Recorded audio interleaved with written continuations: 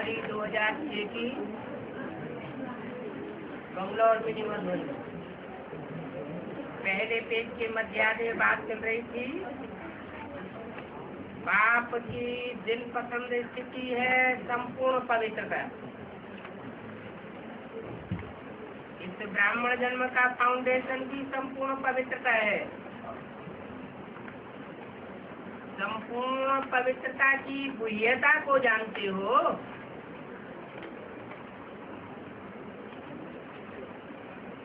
संकल्प और स्वप्न में भी विंचक मात्र पवित्रता का नाम निशान न हो। बाप दादा आजकल के समय की समीक्षा प्रमाण बार बार अटेंशन खिंचवा रहे हैं कि संपूर्ण पवित्रता के हिसाब से व्यर्थ संकल्प आ जाना अथवा स्वप्न में भी अपवित्रता आ जाना, ये भी संपूर्णता नहीं है। तो चेक करो, कोई व्यर्थ संकल्प चलते हैं, किसी भी प्रकार के व्यर्थ संकल्प संपूर्णता से दूर तो नहीं कर देते हैं। जितना जितना पुरुषार्थ में आगे बढ़ते जाते हैं, उतना ही रायल रूप के व्यर्थ संकल्प, व्यर्थ समय समाप्त तो नहीं करते हैं। ऐसे क्यों होता है? जैसे जैसे पुरुषार्थ की सीढ़ी चढ़ते जाते हैं, ऊंची स्टेज में जाते हैं, तो तूफान और तेजी से आते हैं। पहाड़ों पर भी चढ़ाई करते हैं तो क्या होता है? जैसे जैसे ऊंची चोटी पर जाते हैं, तूफान तेज होता जाता है। और यहाँ तो रील घूम रही है। चार युगों की, चार सीन की ये ड्रामा की रील घूम रही है। सत्य की शूटिंग, त्रेता युगी शूटिंग, द्वापर युगी शूटिंग, कलयुगी शूटिंग, और अभी कलयुगी शूटिंग के अंत में भी अंतराल का चक्र।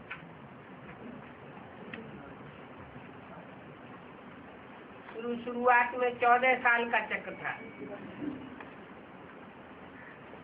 मध्य में 7 साल का चक्र हुआ, अभी सिर्फ 3-4 साल का चक्र है।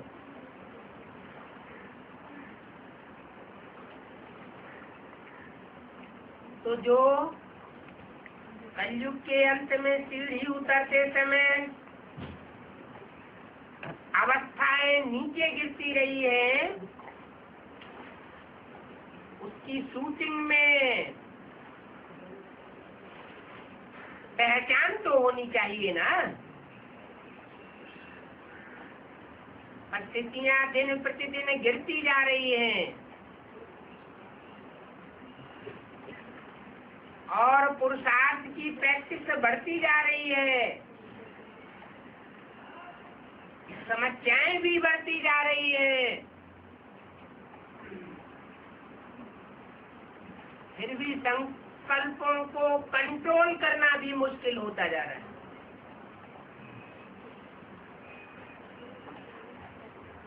तो क्या करना है कि व्यर्थ संकल्पों में टाइम बर्बाद तो नहीं हो रहा है।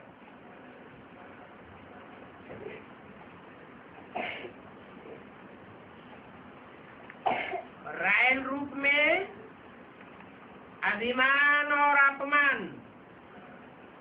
व्यर्थ संकल्प के रूप में वार तो नहीं करते हैं। अगर अभिमान के रूप में कोई भी परमात्मा जन को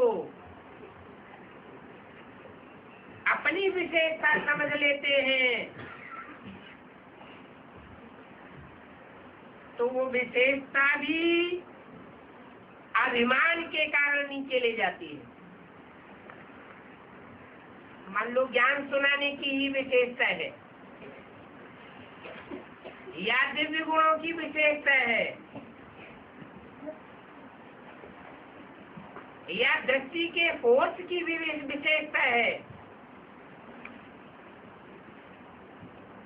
या अपने प्योरिटी के वाइब्रेशन की विशेषता है,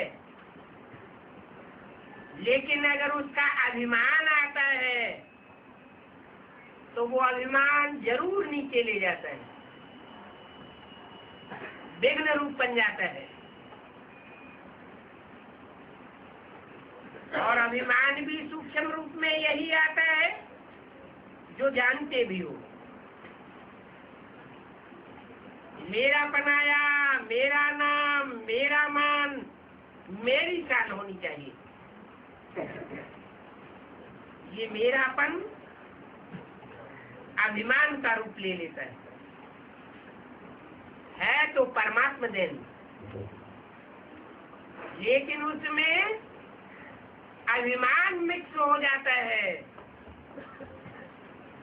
ये व्यक्त संकल्प भी संपूर्णता से दूर कर देते हैं, क्योंकि बाप दादा यही चाहते हैं समान और अभिमान न हो, समान तो हो, किसी का अपमान भी न हो। जहाँ अभिमान आएगा वो अभिमान या देहभान दूसरों का अपमान जरूर करेगा। तो यही कारण बनते हैं व्यक्त संकल्प आने के लिए। बाप दादा हर बच्चे को डबल मालिकपन के निश्चय और नशे में देखना चाहते हैं। ये डबल मालिकपन क्या है? एक तो बाप के खजानों के मालिक, कौन कौन से खजाने मिले हैं? ज्ञान का खजाना तो मिला ही है, इसके अलावा ज्ञान जितना बुद्धि में होता है उसके आधार पर और कौन कौन से खजाने मिले हैं? दिव्य गुणों का खजाना मिला है और शक्तियों का खजाना मिला है। तो बाप के खजाने हैं, पहले ये खजाने नहीं मिले हुए थे। पूर्व जन्मों में ये खजाने नहीं मिले हुए थे। 5000 वर्ष पहले जो बाप से लिया था वही स्टॉक चल रहा था। तो इस समय बाप के दिए हुए खजानों के मालिक और दूसरा स्वराज्य के मालिक। स्वराज्य क्या होता है? स्व माने आत्मा, आत्मा का राज्य क्या होता है? राजा ऊंची स्टेज पर बैठता है, सिंहासन पर बैठता है और राजधानी में बैठ करके सिंहासन पर बैठ के सारे राज्य को कंट्रोल करता है। इस शरीर का राजा कहाँ बैठा हुआ है? प्रकृति के मध्य में आकाश तख्त पर बैठा हुआ है। यहाँ बैठ करके कौन सा स्वराज्य चला रहा है संगम युग में? ये आत्मा रूपी राजा कोई राज्य का मालिक है या नहीं है? क्या दूसरों के ऊपर कंट्रोल चलाने की बात है? यहाँ दूसरों के ऊपर कंट्रोल चलाने की बात नहीं। दूसरों का राजा नहीं बनना है, दूसरों पर आर्डर नहीं चलाना है, उनको स्नेह से चलाना है, भाईचारे से चलाना है। लेकिन कंट्रोल किसके ऊपर करना है? जो भी आत्मा के नजदीक सबसे पहले बैठे हुए हैं, मंत्री, महामंत्री, महामात्य कहो, उनको पहले पहले कंट्रोल करना है। कौन है महामंत्री? मन बुद्धि को तो आत्मा ही कहा जाता है। बुद्धि तो है ही कंट्रोलर।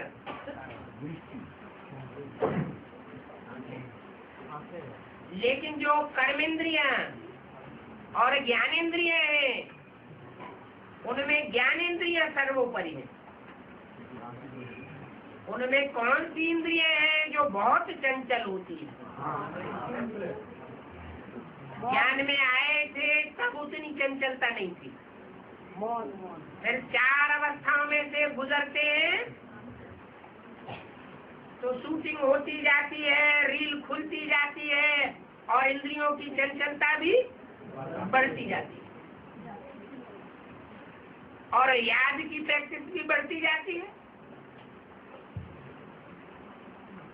तो पहली पहली इंद्रियां कौन सी है जो बहुत चंचल होती है? आंखें। आंखें बहुत धोखा देती है।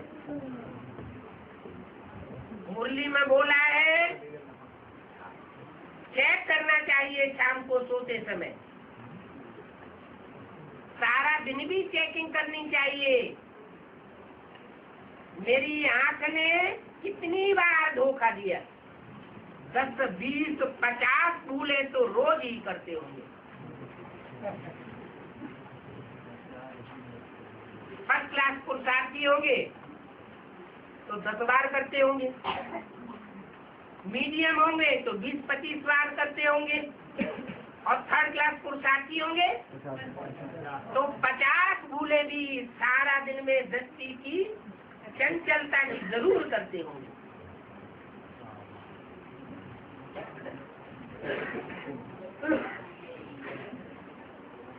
उसके बाद कौन सी इंद्रिय है? ये तो हुई सर्वोपरि ज्ञान इंद्रियां। उसके बाद कर्म इंद्रिया।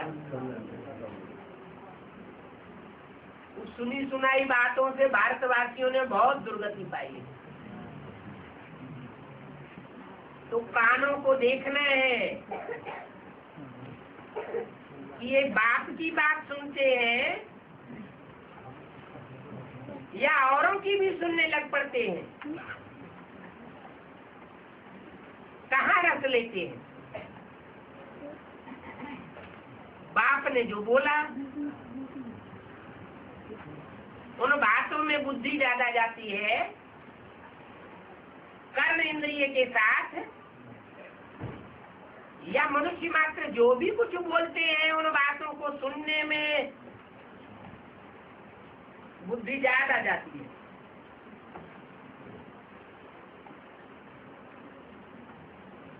अगर बाप के अलावा और दूसरे से भी ज्ञान सुनते हैं, जो बाप की बातों को काटने वाला है, क्रॉस करने वाला है, तो ऐसा ज्ञान सुनने वाला व्यभिचारी जरूर बनेगा, क्योंकि कान से संग का रंग लगता है, आंखों से भी लगता है, उसके बाद कानों से भी लगता है। कानों को भी बस में करना है, एक बाप के सिवाय और हम किसी की बात सुनने वाले नहीं। दूसरे धर्मों से ये विशेषता हमको धारण करनी है। मुसलमान इसी बात के कारण हिंदुओं को कहते हैं काफर, जो उन्हें जो कुछ सुनाता है हर बात में सत्य वचन महाराज करते जाते हैं।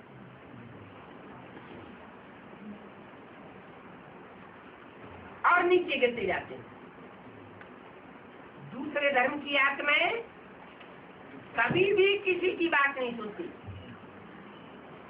जो भारत के देवताएं थे वही द्वापर युग से दूसरे दूसरे धर्म पिताओं की बातें सुनते चले आए और दूसरे दूसरे धर्मों में कन्वर्ट होते चले गए। हिंदू ही कन्वर्ट हुए हमेशा। जो दूसरे धर्म के होते हैं पक्के, जो द्वापर कलयुग में आने वाली आत्माएं हैं और दूसरे धर्म की आत्माएं हैं, वो कभी कन्वर्ट नहीं होती। भगवान बाप आएगा तब की बात दूसरी है, तब भी बाद में कन्वर्ट होंगी जब उनके मुखिया कन्वर्ट हो जाएंगे। इतने पक्के होते हैं। यहाँ भी बोला हुआ है जो आधार मूर्त जड़े हैं, जो बीज रूप आत्माएं हैं, उनके उनके जो मुखिया हैं और उनके जो फॉलोअर्स हैं, उनके बारे में बोला हुआ है जो जिस धर्म का होगा वो उसी की बात मानेगा। और भगवान भी उतर आए और समझाया कि ब्रह्मा भी उतर आए तो भी ब्रह्मा की बात, प्रजापिता ब्रह्मा की बात नहीं मानेगा। साफ कह देते हैं। दादी जी को सीधा समझाओ, आपकी बातें सब अच्छी है लेकिन हम मानने वाले नहीं है। इससे क्या साबित हुआ कि जिस धर्म की दादी होंगी उसी धर्म के वो पक्के हैं। तो कान कच्चे हैं या पक्के हैं? कच्चे हैं। उनके कान पक्के हैं। ये गुण हमें विधर्मियों से लेना चाहिए, खास भारतवासियों को। कौन सा गुण?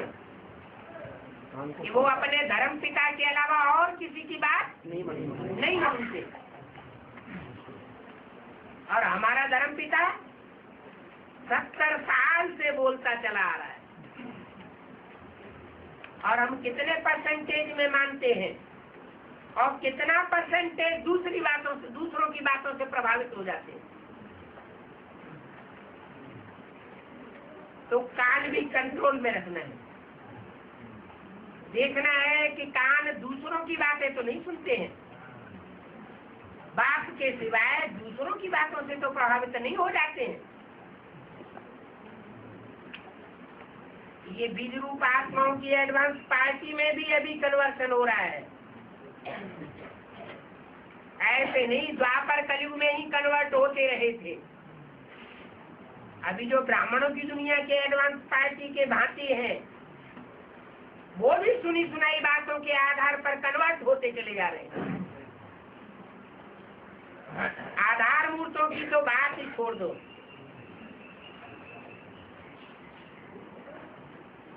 वो तो कन्वर्ट होते हैं और कम कलाओं के नारायण बनते हैं जिनका भारत में कोई गायन नहीं है। और जो उनके फॉलोअर्स होते हैं वो सतयुग में त्रेता में प्रजा तो बनती है लेकिन वो भगवान की बातों पर कोई गौर नहीं करती। भले डायरेक्ट भगवान उनको सुनाए तो भी उनके ऊपर कोई असर नहीं पड़ने वाला। तो कानों को भी देखना है। ये कान व्यभिचारी तो नहीं बनते हैं, ऐसे नहीं कि कानेंद्रियां ही व्यभिचारी बनती है। सब इंद्रियों का यही हाल है। व्यभिचारी बनने से नीचे गिरते हैं। कान के बाद नाक। नाक क्या करती है? है? नाक जो घ्राण इंद्रिय है उसमें सबसे तीखा जानवर कौन सा होता है? कुत्ता। वो सूंघा सांगी बहुत करता है।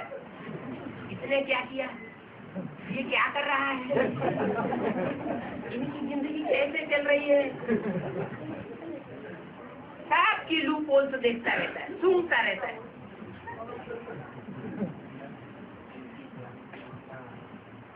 तो ऐसी अगर विचारी रूप से सूंघने की शक्ति है और वो तेजी से काम कर रही है, तो घ्राण शक्ति के आधार पर भी नीचे गिरते हैं और तेजी से नीचे गिरते हैं। परचिंतन पतन की जड़, स्वचिंतन उन्नति की सीढ़ी। इसके बाद है जिह्वा, मुख।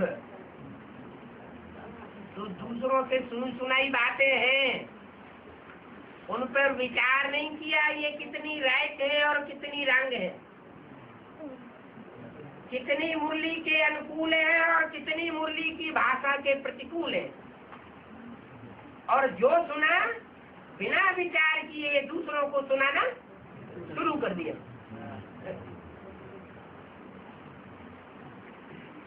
सदगुरु निंदक और न पावे, इतना बड़ा पाप बन जाता है।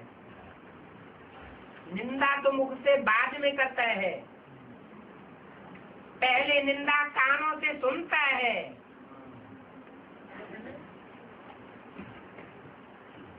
तो कान से भी विकर्म, मुख से भी विकर्म होता रहता है। उल्टा उल्टा ज्ञान सुनाने लग पड़ता है। और ऐसा उल्टा ज्ञान सुनाने वाली आत्माएं देवहन में आकर के ऐसा करती है। उन्हें ईर्ष्या पैदा होती है कोई से,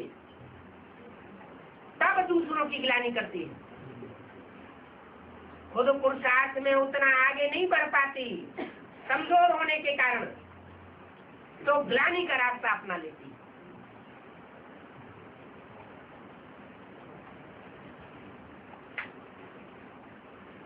और चार तो ये ज्ञानेंद्रियां हुई, पांचवी ज्ञानेंद्रिया कौन सी है?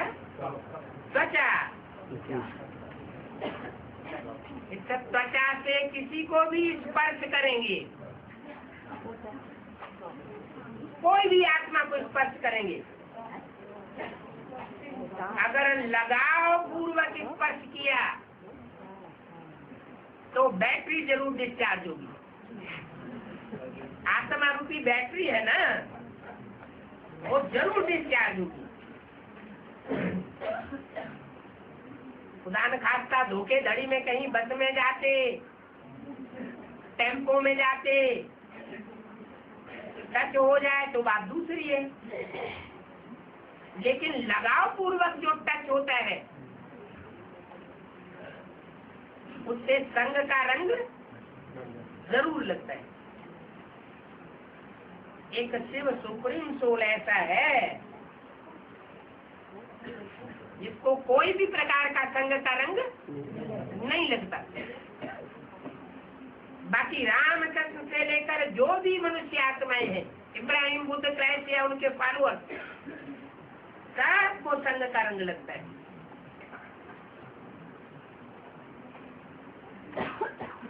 ये संग का रंग, संग तारे कुसंग बूढ़े। जैसे दस्ती का संग का रंग नीचे ले जाता है, वैसे ये पांचवी इंद्रिय का संग का रंग भी नीचे ले जाता है। इसलिए बोला, क्या बोला? एक शिव बाबा, दूसरा न कोई। एक से सदगति और अनेकों से दुर्गति। सदगति दाता एक है और दुर्गति दाता अनेक। एक। तो ये तो हुई ज्ञान इंद्रियों की बात। अब कर्मेंद्रियां तो है ही नीचे नीचे वाली, नीचे स्टेज वाली, उनकी तो बात ही मत पूछो। बाबा ने तो इशारे में बता दिया कि मनसा में कोई पाप हो जाता है तो उतना बोझ नहीं चढ़ता, लेकिन अगर कर्मेंद्रियों से कोई पाप हो जाता है तो 100 गुना दंड उठाना पड़ता है। और ये तो लाजमी है। कोई भी पाप कर्म की बात पहले मन के अंदर आती है, संकल्पों में, बाद में दृष्टि में आती है, फिर वाचा में आती है, और फिर कर्म में भी आती है। अगर उसे बीच में रोका नहीं दी गया, लगाम नहीं लगाई गई मन को, तो वो जबरियन आगे बढ़ा ले जाता है। इसलिए बोला कि बाप के खजाने जो मिले हुए हैं उनके तो मालिक हैं ही संगम युग में, लेकिन ये भी देखना है कि हम स्वराज्य के कितने मालिक बने। ये 10 इंद्रियों के ऊपर और मनरूपी 11वीं इंद्रिय है, ये भी जड़त्वमयी है। इसकी लगाम को अगर, बुद्धि की जो लगाम है, अगर उसको कस के नहीं रखा तो ये मनरूपी घोड़ा गड्ढे में जरूर ले जाएगा।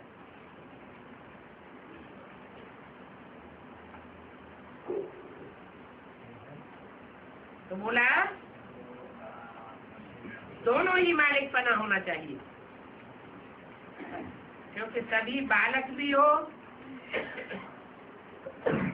और मालक भी हो।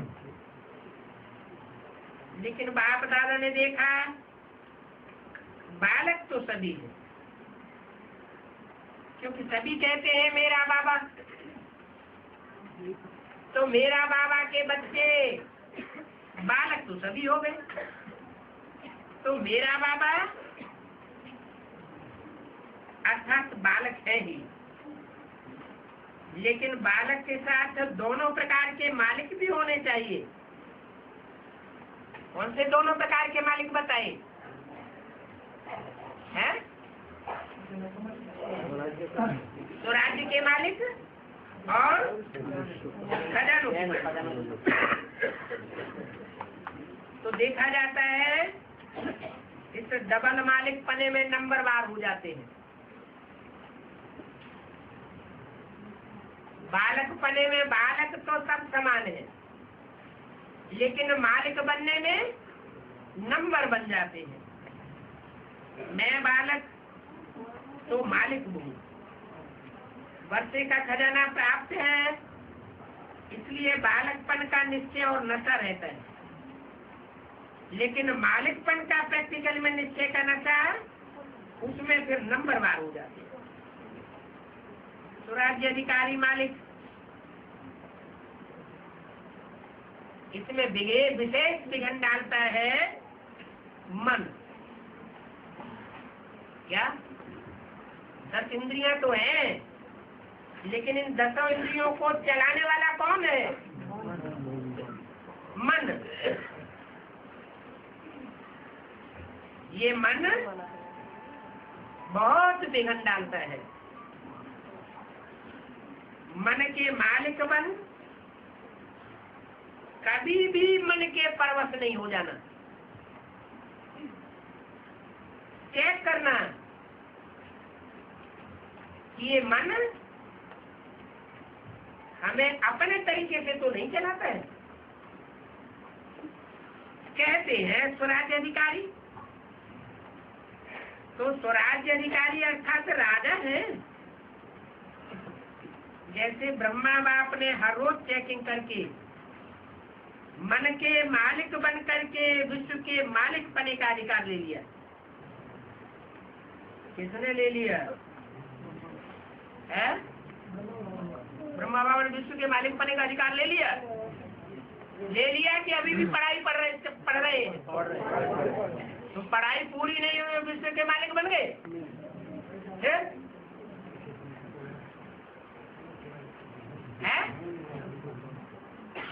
बोला तो स्वराज्य अधिकारी अर्थात राजा है। जैसे ब्रह्मा बाप ने हर रोज चेकिंग करके मन के मालिक बन विश्व के मालिक का अधिकार प्राप्त कर लिया। कब कर लिया? सन 36 से कर लिया, या सन 47 से कर लिया, या सन 68 से कर लिया? कब से कर लिया? विश्व के मालिक बने का अधिकार प्राप्त कर लिया है? हाँ, ब्रह्मा बाप। कौन सा ब्रह्मा पहले? ब्रह्मा भी तो नंबरवार है। या एक साथ पांचों ब्रह्मा हो जाते हैं? नंबरवार है। तो जिस नंबर से ब्रह्मा है उसी नंबर से उनको प्राप्ति भी होती है। तो पहले पहले नंबर के 3 ब्रह्मा कौन हुए? प्रजापिता ब्रह्मा, आदि माता और दादा ब्रह्मा। दादा लेकर बच्चा ब्रह्मा। तो ब्रह्मा बाप ने हर रोज चेकिंग करके मन के मालिक बन विश्व के मालिक बने का अधिकार प्राप्त कर लिया। ऐसे ये मन बुद्धि राजा के हिसाब से ये मन मंत्री है। क्या बुद्धि है राजा और मन है मंत्री। ये संकल्प और विकल्प करके बुद्धि रूपी राजा को फैसला करने का मौका भी देता है। बुद्धू राजा होगा तो बुद्धि अप्लाई नहीं करेगा, और मन जो फैसला दे देगा उसी पे चल पड़ेगा। तीन मूर्तियों में मन का पार्ट बजाने वाला कौन? और बुद्धि का पार्ट बजाने वाला कौन? और संस्कार परिवर्तन, संस्कार शक्ति वो विष्णु है। जब तक मन संकल्प विकल्प नहीं करे तब तक राइट और रंग का पता नहीं चल सकता। रावण की भी पहचान चाहिए तो प्रैक्टिकल में राम का पाठधारी कौन है वो भी पहचान चाहिए।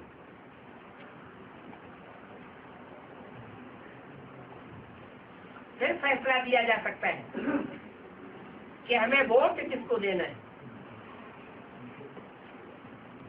राम राज्य में जाना है या रावण राज्य में उच्च पद पाना है।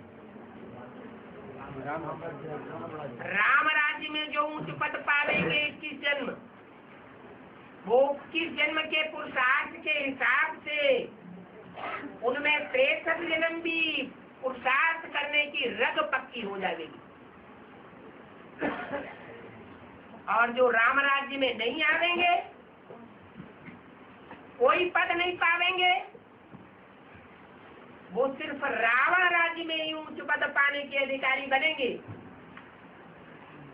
राम राज्य के आधा कल्प में नहीं आवेंगे। तो किसको सपोर्ट करना पड़े? राम राज्य को सपोर्ट करना पड़े। तो ये मन बुद्धि राजा के हिसाब से मंत्री है, मंत्रणा देने वाला है।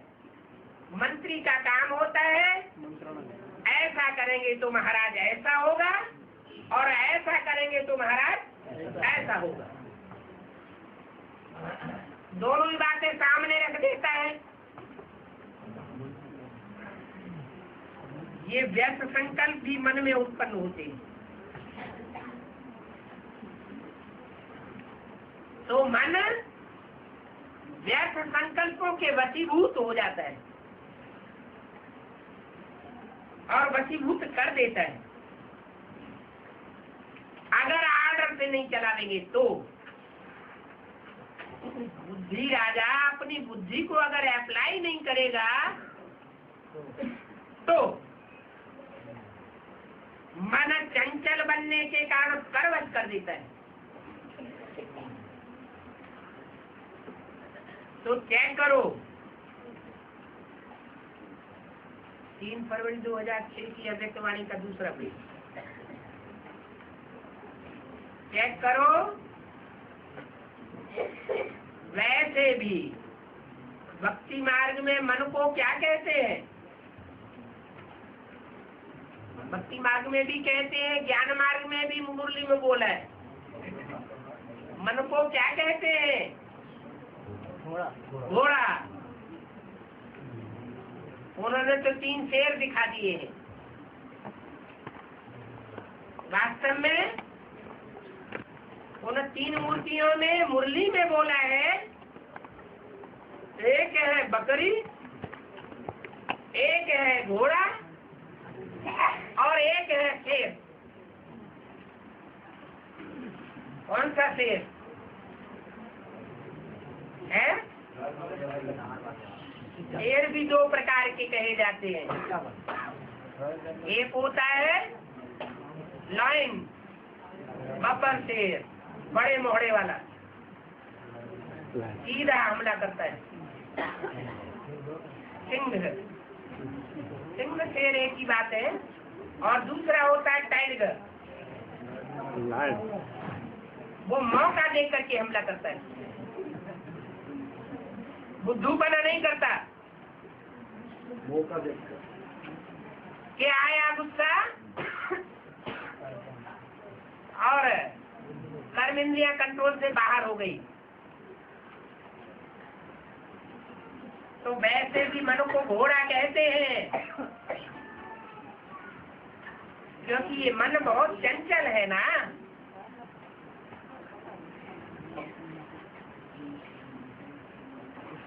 घोड़े को कंट्रोल करने के लिए क्या लगाते हैं? तो आपके पास कौन सी लगाम है? आपके पास है बुद्धि, तो विकारी भी होती है और बुद्धि निर्विकारी भी होती है। लेकिन आपको कौन सा लगाम मिला? क्या 63 जन्मों में बुद्धि नहीं थी? 63 जन्मों में हमारे पास बुद्धि थी या नहीं थी? थी। तो लगाम नहीं थी? तो विकारी बुद्धि था। बुद्धि थी, लेकिन श्रीमत की लगाम नहीं थी। तो ये श्रीमत है लगाम। अगर श्रीमत का लगाम थोड़ा भी ढीला कर देते हैं, थोड़े भी अलबेले हो जाते हैं, मन की मत पर चल पड़ते हैं या मनुष्य मत पर चल पड़ते हैं और लगाम ढीली कर देते हैं, श्रीमत के ऊपर विचार नहीं करते, तो मन बहुत चंचल बन जाता है। ये मन क्या समझता है? इतना चंचल बन जाता है जो समझ बैठता है कि मैं गीता का भगवान हूँ।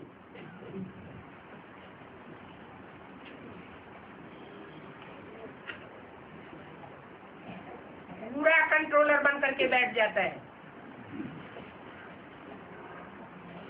तो देखो लगाम ढीला क्यों होता है? क्योंकि कहाँ न कहाँ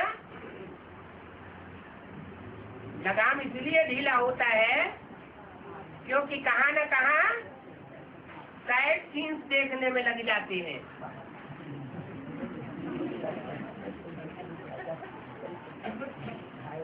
ये जो साइड सीन देखने में लग जाते हैं तो मन रूपी घोड़े को मौका मिल जाता है, चांस मिल जाता है। तो मैं बालक तो मालिक हूँ, इस स्मृति में सदा रहो, चेक करो। खजाने का भी मालिक तो खजाने का भी मालिक तो स्वराज्य का भी मालिक। मैं डबल मालिक हूँ। अगर मालिकपन कम होता है तो संस्कार ही मर्ज हो जाते हैं। क्या अच्छे बुरे संस्कार होते हैं ना पूर्व जन्मों के, इस जन्म के भी होते हैं।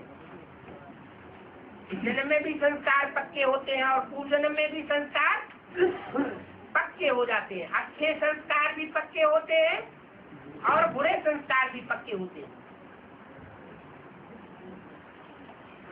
मान लो इस जन्म में किसी ने 2-4 हत्याएं कर दी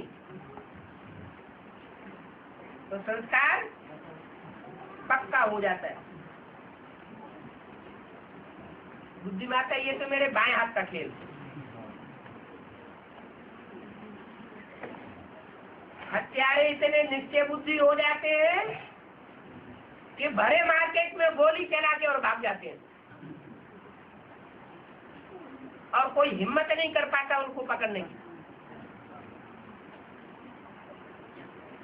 उनका और भी साहस बढ़ जाता है। जैसे कसाई के संस्कार, कसाई के घर में जो बच्चा पैदा होगा उसकी बुद्धि में नहीं बैठेगा कि गाय काटना पाप है।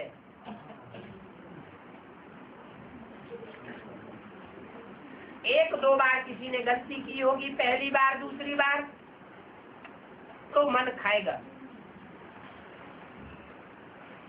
लेकिन बार बार वो गलती होती है तो संस्कार पक्का हो जाता है।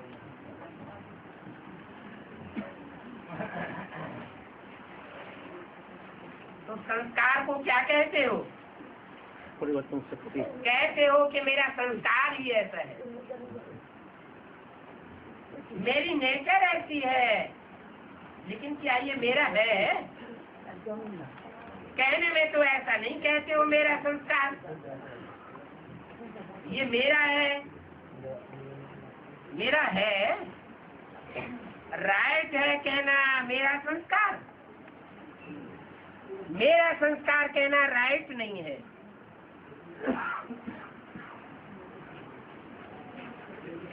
ये मेरा संस्कार है। कुछ संस्कार की बात हो रही है, दुष्ट संस्कार की। ये खराब संस्कार मेरा है या रावण की जायदाद है? खराब संस्कार कब से पढ़ना शुरू हुए? द्वापर युग से। उससे पहले तो ये दुष्ट संस्कार नहीं थे। तो जो रावण की जायदाद है उसको मेरा कैसे कह सकते हैं? मेरा संस्कार कौन सा है?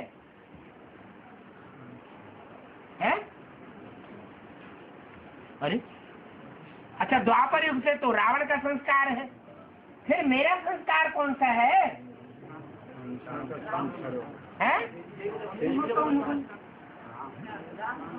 अरे रावण का संस्कार तो ये द्वापर युग से आया है। ये कुछ संस्कार मेरे अंदर जो भी है वो रावण के संस्कार है। फिर वास्तव में आखिरी मेरा संस्कार कौन सा है?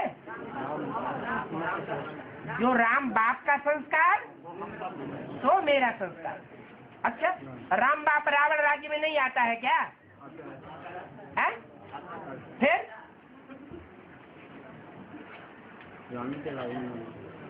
रामी रावण बनता है और क्या? धीरज भाई धीरज धरे बैठे हैं। क्या हमारे अंदर संस्कार हैं तो है, राम भी तो रावण बनेगा है? तो आखिर मेरे संस्कार कौन से हैं? मैं आत्मा क्या द्वापर युग से आई हूँ या सतयुग त्रेता में भी थी? वहां भी थी। तो मेरे संस्कार कौन से हैं? जो नारायण के संस्कार, नर नारायण के जो संस्कार, वो मेरे संस्कार। प्रैक्टिकल में किस स्वरूप को याद करना है? कौन सा स्वरूप संपन्न स्वरूप है? नारायण का स्वरूप संपन्न रूप है। सत्यनारायण की कथा गाई हुई है। नारायण के साथ सत्य लक्ष्मी की भी कथा नहीं गाई हुई है। माने लक्ष्मी भी कुछ न कुछ झूठी हो सकती है, लेकिन नारायण के सब संस्कार होते हैं। तो जो बाप के संस्कार, तो मेरे संस्कार। घड़ी घड़ी देखना है। जो मनमना भव का अर्थ बताया, क्या बताया? जो बाप का संकल्प, तो मेरा संकल्प। जो बाप की भाषा, तो मेरी भाषा। जो बाप के कर्म, तो मेरे कर्म। उल्टा अर्थ नहीं उठाए लेना है। फिर कोई ऐसे भी बुद्धू है कि पूरा ही उल्टा उठाए लेते हैं। बोला कमजोर संस्कार रावण की जायदाद है, उसको मेरा कैसे कह सकते हैं? तो बाप का संस्कार कौन सा है, वो देखना है। मुख्य संस्कार बताए कि बाप का संस्कार कौन सा है मुख्य? अरे नहीं,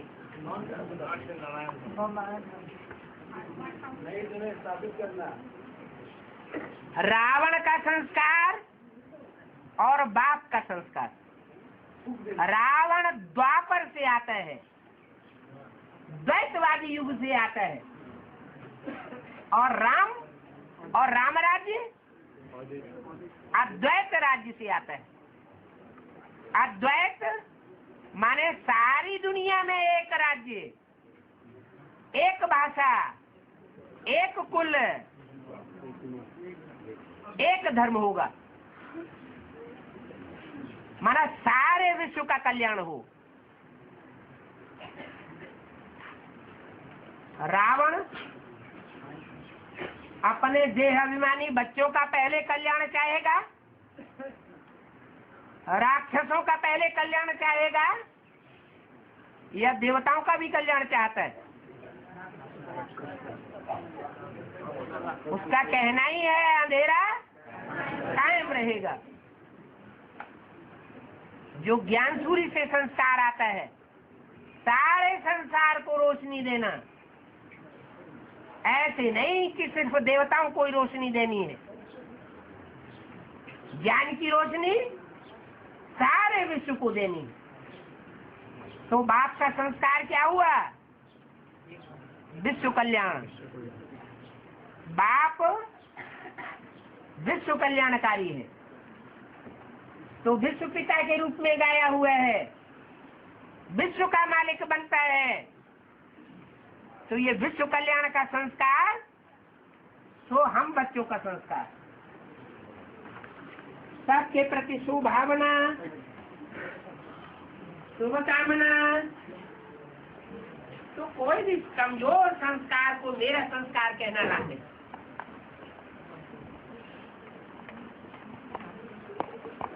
और मेरा संस्कार अगर मानो दिल में बैठा लिया, जगह दे दी, अशुद्ध चीज को दिल में बैठा दिया, क्योंकि मेरी चीज से तो प्यार होता है ना। तो मेरा समझने से अपने दिल में जगह दे दी जाती है। इसलिए कई बार बच्चों को युद्ध बहुत करनी पड़ती है। इसलिए युद्ध करनी पड़ती है कि संस्कार, खराब संस्कार को मेरा संस्कार कह देते हैं, समझ लेते हैं, तो बहुत युद्ध करनी पड़ती है। क्योंकि अशुभ और शुभ दोनों को दिल में बिठाई देती है। तो शुभ भी दिल के अंदर बैठा हुआ है, अशुभ भी दिल के अंदर बैठा हुआ है, तो दोनों आपस में क्या करेंगे? दिल के अंदर लड़ाई लड़ेंगे, युद्ध करेंगे। जब ये संकल्प में आता है, वाणी में भी आता है मेरा संस्कार, तो चेक करो ये अशुभ संस्कार मेरा संस्कार नहीं है, तो फिर संस्कारों को परिवर्तन करना पड़े। बाप दादा हर एक बच्चे को पदम गुना भाग्यवान चलन और चेहरे से देखना चाहते हैं। कई बच्चे कहते हैं भाग्यवान तो बने हैं, लेकिन चलते फिरते भाग्य इमर्ज हो जाता है।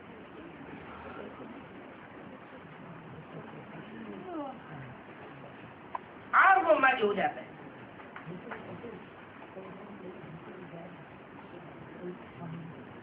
और बाप दादा हर समय हर बच्चे के मस्तक में भाग्य का सितारा चमकते हुए देखते हैं,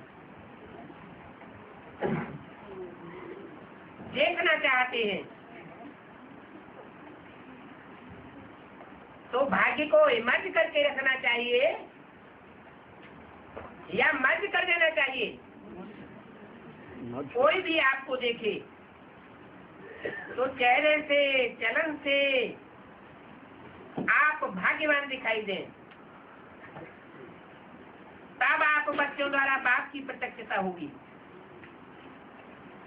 क्योंकि वर्तमान समय मेजॉरिटी अनुभव करना चाहते हैं, जैसे आजकल की साइंस प्रत्यक्ष रूप में दिखाती है, अनुभव कराती है, गर्म का भी अनुभव कराती है, ठंडाई का भी अनुभव कराती है। तो साइलेंस की शक्ति से भी अनुभव करना चाहते हैं। जितना जितना स्वयं अनुभव में रहेंगे तो औरों को भी अनुभव करा सकेंगे। इस बात का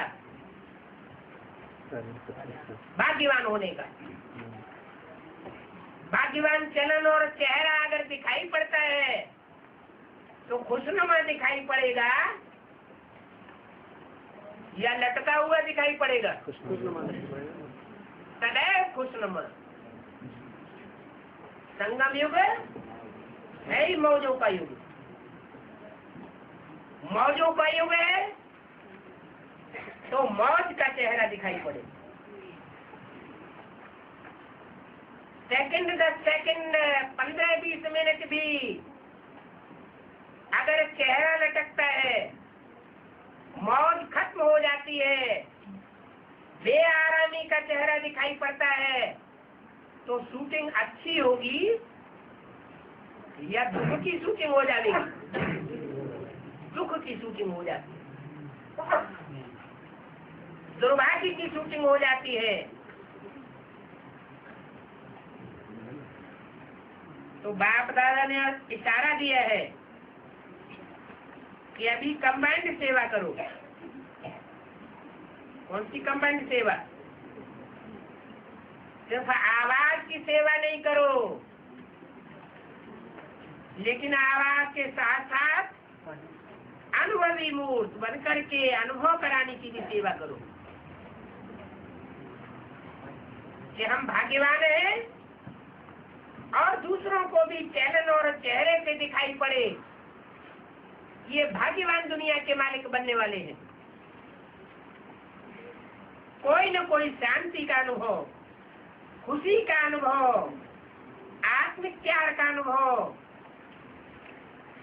देखो, अनुभव ऐसी चीज है जो एक बार भी अगर अनुभव हुआ तो वो छोड़ नहीं सकेंगे।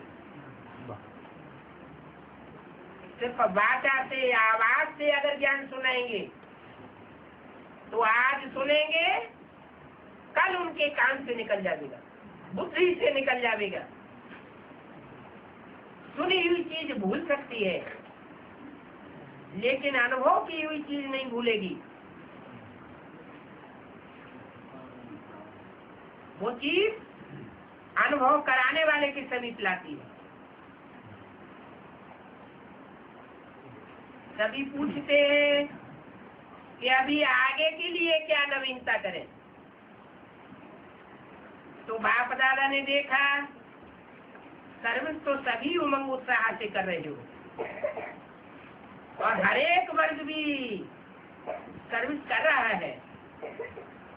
आज भी बहुत वर्ग इकट्ठे हुए,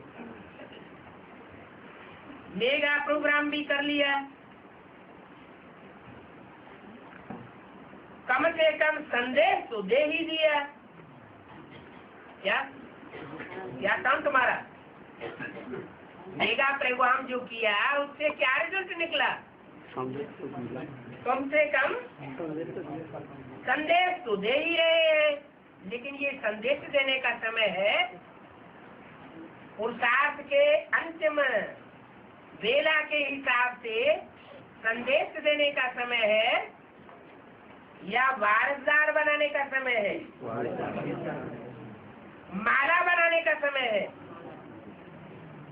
अभी कौन सा समय चल रहा है? माला रूपी नई दुनिया का संगठन बनाने का समय चल रहा है। तो मेगा प्रोग्राम से संदेश तो दे दिया, अपना उलहना तो निकाल लिया। इस बात की तो मुबारक हो, लेकिन अब तक ये आवाज नहीं फैला है। क्या न बीके के द्वारा ये आवाज फैला है, न एडवांस पार्टी में ये आवाज फैला है चारों ओर। क्या ज्ञान तो सुनाते हैं, पहले क्या आता है? पहले ज्ञान आता है, बाद में ज्ञान पहले आता है और ज्ञानदाता बाद में प्रत्यक्ष होता है। तो ये तो आवाज फैला है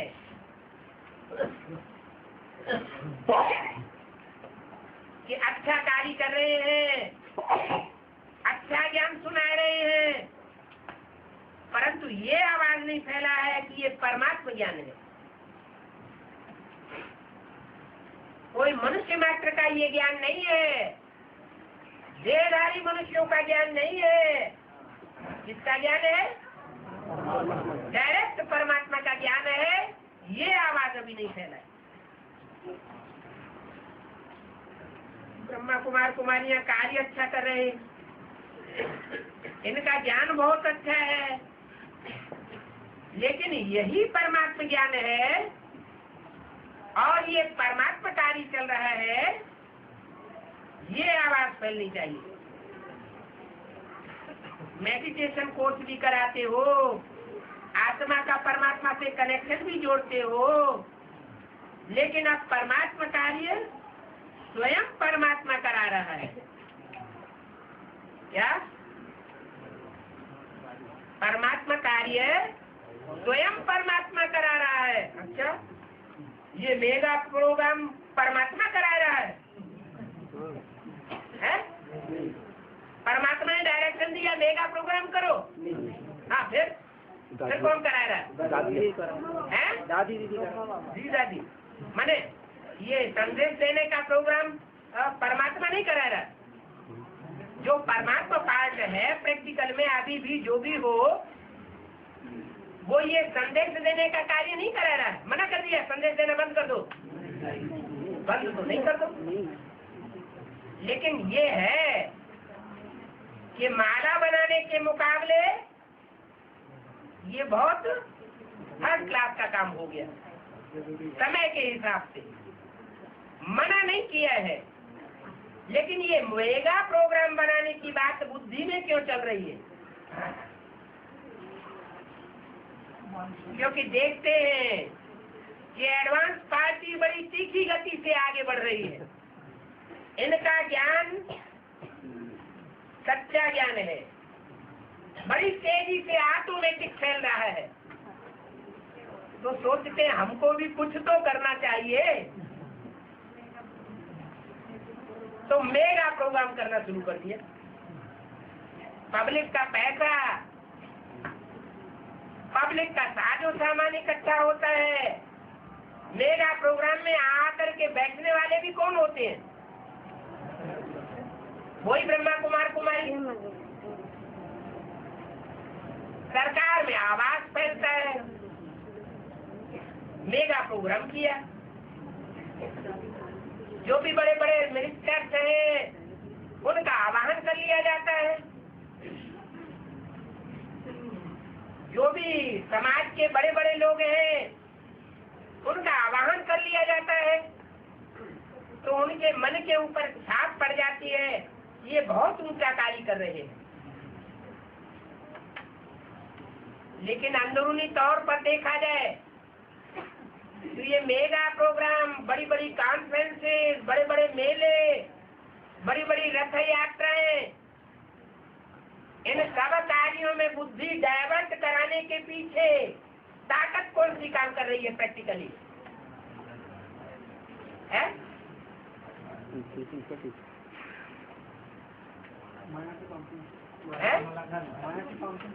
नहीं, माया का पंपमेंट को दिखाने के लिए कौन मजबूर कर रहा है? एडवांस पार्टी का जो ज्ञान है, सशक्त ज्ञान, वो उनको मजबूर कर रहा है कुछ करके दिखाए।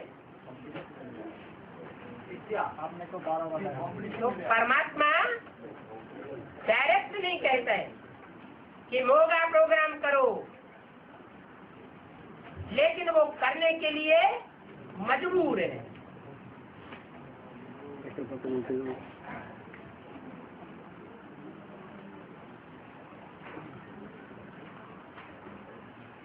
अब परमात्मा कार्य स्वयं परमात्मा करा रहे हैं।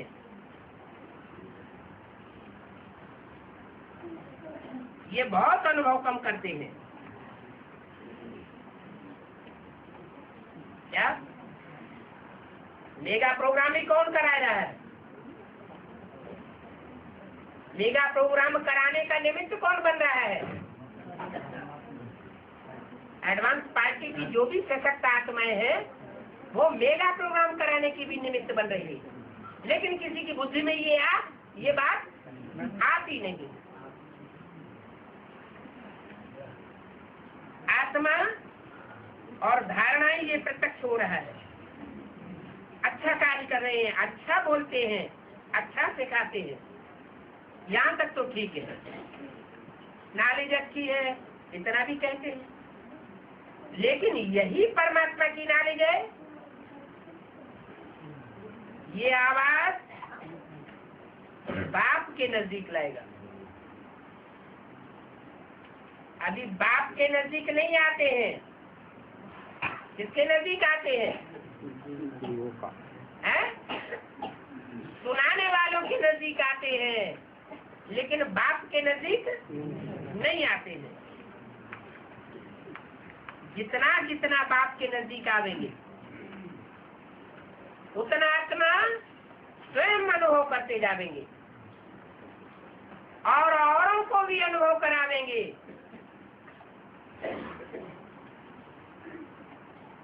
एडवांस ज्ञान लेने वालों में ऐसे होता है ना, जो ये अनुभव कर लेते हैं उनकी निशानी क्या होती है? ये अनुभव कर लेते हैं उनकी क्या निशानी होती है? वो दूसरों को सुनाए बगैर रह नहीं सकते। खुद भी अनुभव करते हैं और दूसरों को भी अनुभव कराने के लिए प्रयास करते हैं और सफल भी होते हैं। लेकिन उनका परसेंटेज कितना है ब्राह्मणों में?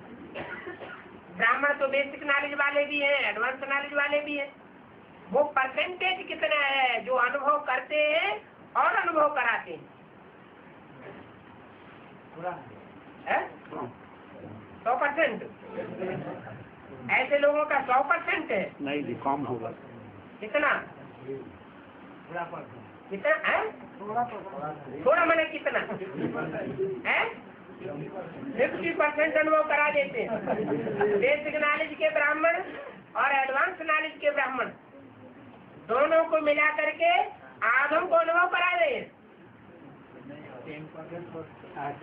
10% भी नहीं है, 5 भी नहीं है। अरे एडवांस पार्टी में जो भक्ति करके नित्य बुद्धि निकलते हैं और फिर देहधारी को नहीं पकड़ते हैं, पढ़ाने वाले को डायरेक्ट बात को पकड़ते हैं। ऐसों का परसेंटेज कितना है? 1% भी नहीं। ब्राह्मणों में से 100 में से 1 भी नहीं निकल रहे हैं अभी। है? बहुत कम परसेंटेज है, ना के बराबर। जो डायरेक्ट बात को पकड़ते हैं। इसका क्या होगा? हाँ, उसका कारण क्या होगा?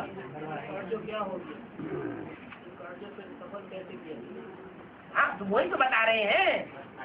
सभी पूछते हैं कि आगे के लिए क्या नवीनता करें। बोला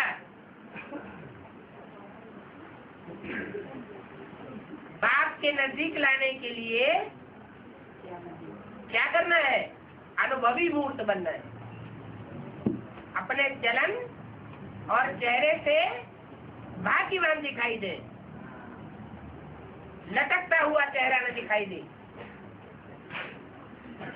थोड़ी सी स्थिति परिस्थिति आती है और चेहरे लटक जाते हैं। तो लटकते हुए चेहरे को देख करके कौन ज्ञान को सुन करके ये विश्वास करेगा कि इनको भगवान पढ़ाएगा, इन्हें भगवान मिल गया? भगवान मिलने की खुशी कहाँ दिखाई पड़ेगी? जो पाना था तो पा लिया। ये चेहरे से अनुभव होना चाहिए। ओम शांति।